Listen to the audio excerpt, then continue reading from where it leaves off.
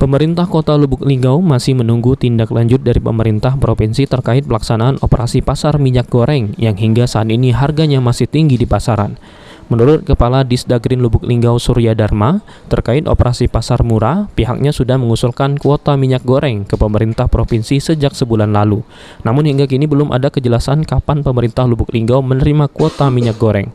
Disdagrin Lubuk Linggau juga masih terus berkoordinasi dengan Pemprov terkait operasi pasar tersebut.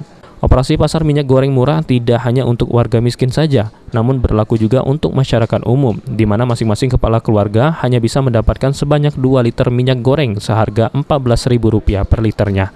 Itu sebanyak mungkin, karena itu udah terbatas itu kan, masing-masing kakak kan dapat 2 liter, itu udah ganti yang miskin yang kayu, untuk masyarakat umum.